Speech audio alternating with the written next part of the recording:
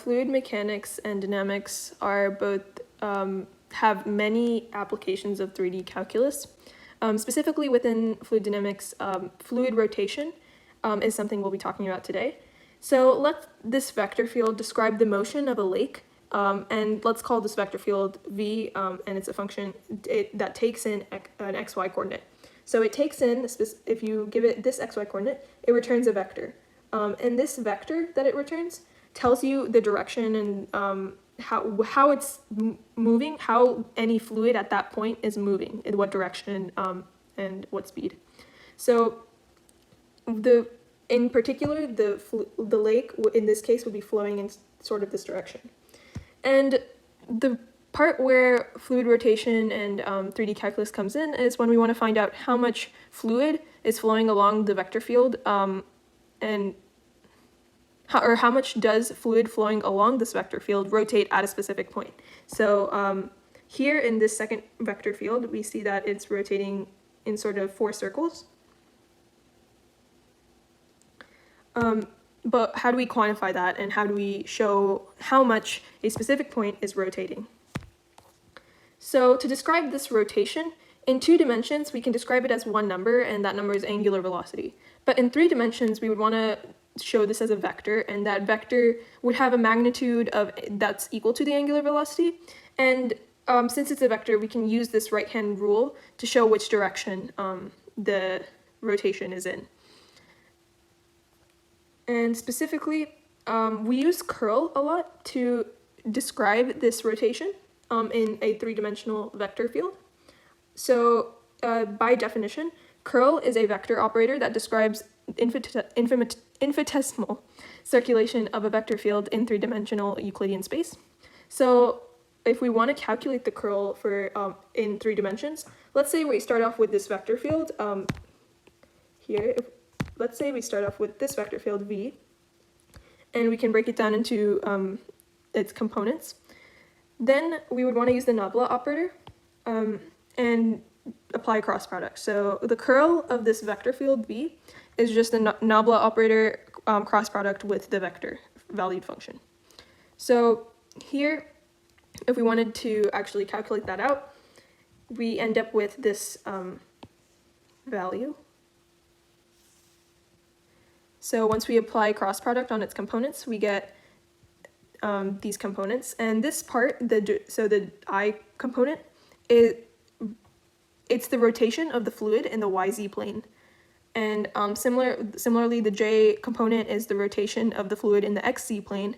And for the K component, it's the rotation of the fluid in the XY plane. And we can use this to kind of see what plane the fluid is moving most parallel to. And we'll kind of come back to that in the example. So also another note, in this case, when we're applying curl and we want to find the curl at a specific point, the magnitude of the vector that we end up with at that point is equal to twice the angular speed at that point. So always want to divide by 2. So let's look at an example. So in this problem, we want to find the curl and at a specific point. So near the point 1, 2, 1, what is the fluid rotation in radians per second and the plane it's nearly parallel to? And let the fluid be a river of water and move according to the vector field x squared y, 3x minus z cubed, and y squared. So the first step to find the angular speed at which the fluid is moving at point 1, 2, 1, or at what the fluid is the lake in this case. So at what angular speed the fluid is moving, or the lake is moving at point 1, 2, 1.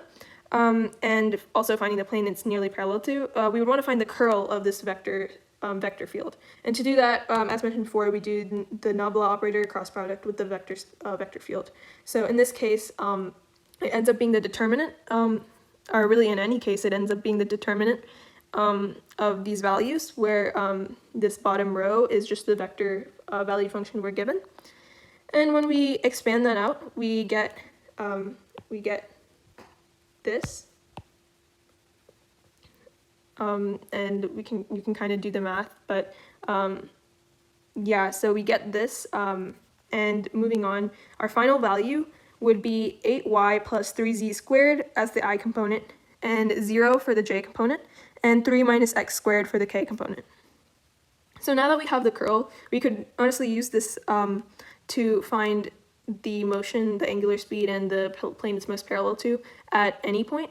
But we want a specific point, 1, 2, 1. So we plug that in next, and once we plug it into the curl vector that we receive, we get 19i plus 2k. So we know that given this, 19i plus 2k tells us about the rotation at point 121, the rotation of the lake at point 121. And to find that, as mentioned earlier, with finding the magnitude of this result, that's equal to what we said was half. So right here, we mentioned that the magnitude of the vector is equal to twice the angular speed of the point. So we want to divide the magnitude by 2.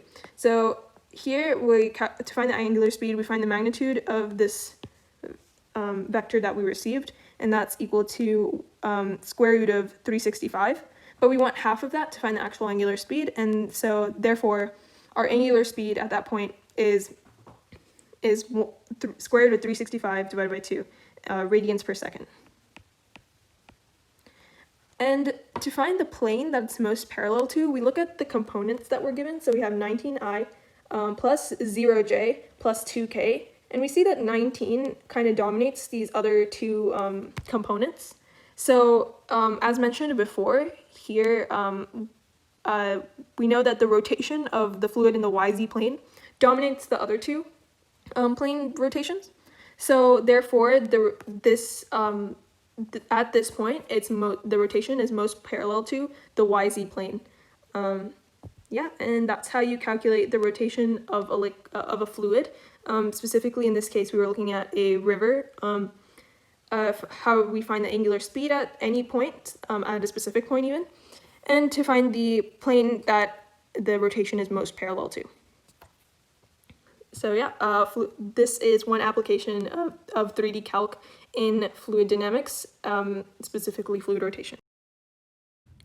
Once we have the water flow in a river represented as a vector field, we can then calculate the amount of water that goes through a surface, such as a screen or a net.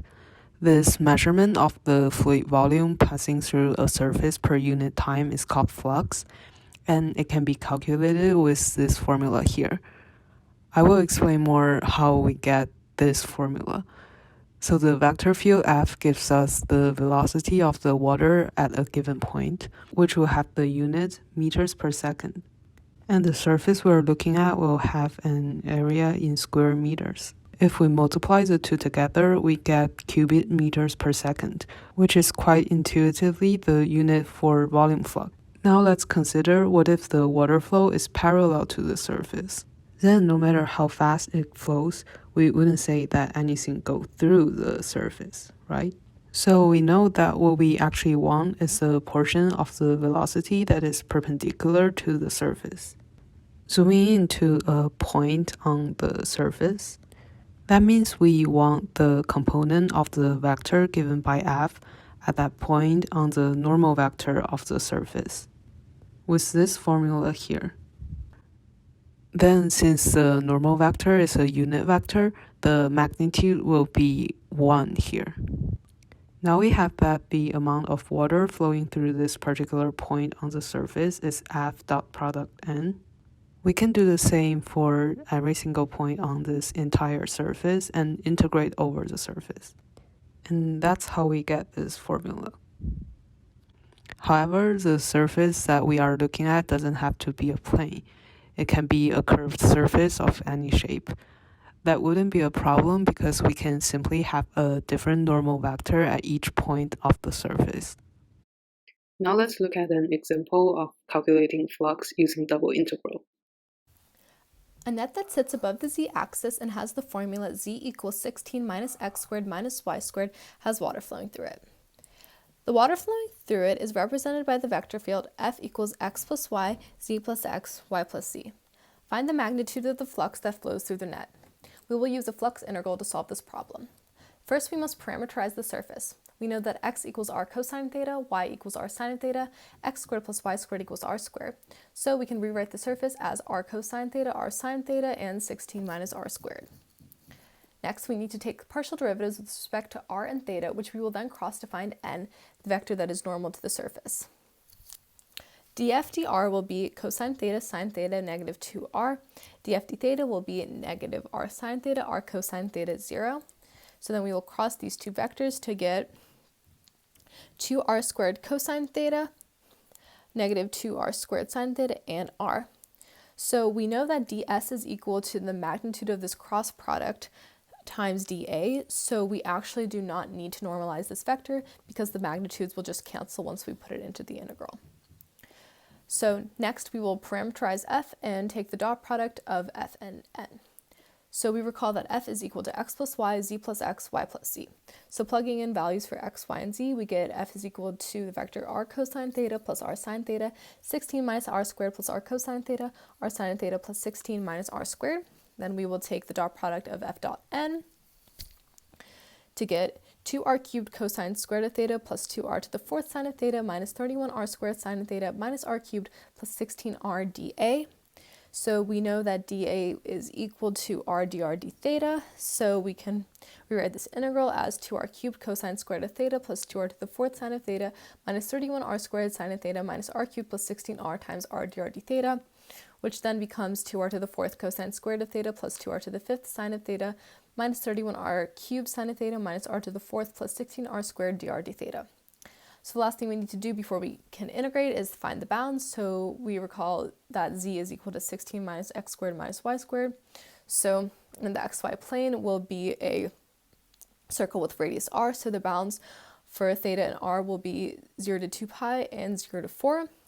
So now we're ready to integrate. So first we'll integrate dr to get 2r to the fifth over 5 cosine squared of theta plus 2r to the sixth over 6 sine of theta minus 31r to the fourth over 4 sine of theta minus r to the fifth over 5 plus 16r cubed over 3 from 0 to 4 d theta. So plugging in 4, because we know that 0 will just cancel all of these out, we get the integral from 0 to 2 pi times 2 times 4 to the fifth over 5 cosine squared of theta plus 4 to the sixth times 2 over 6 sine of theta minus 31 times 4 to the fourth over 4 sine of theta minus 4 to the fifth over 5 plus 16 times 4 to the third over 3 d theta. So I then separated this out into 3 integrals just so it's easier to integrate. So I have 2 times 4 to the fifth over 5 times the integral from 0 to 2 pi cosine squared of theta d theta plus parentheses 2 times 4 to the sixth over 6 minus 31 times 4 to the fourth over 4 times the integral from 0 to 2 pi sine of theta d theta plus negative 4 to the fifth over 5 plus 16 times 4 to the third over 3 times the integral 0 to 2 pi of d theta. So first I solved this integral. So to solve this, we need to use a double angle formula. So we know that cosine squared of theta is equal to 1 plus cosine of 2 theta over 2. So then we do u substitution, making u equal to 2 theta to get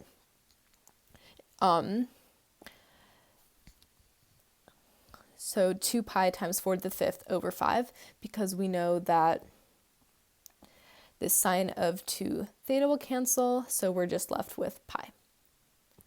Next, we'll integrate integral from 0 to 2 pi of sine of theta d theta and the integral from 0 to 2 pi of d theta. So sine of theta will become negative cosine of theta times this constant here, and then the integral of d theta will just be theta. So we know that cosine of 2 pi minus cosine of 0 will just be equal to 0, so this whole thing cancels out, and then we're just left with 2 pi times 4 to the fifth over 5 plus 2 pi times negative 4 to the fifth over 5 plus 16 times 4 to the third over 3. And simplifying this, we get 32 pi times 4 to the third over 3, which represents how much flux is flowing through our net. To conclude, 3D calc has many applications in fluid dynamics as well as in general physics. In this presentation, we have highlighted how it can be used for calculating and analyzing fluid rotation and flux.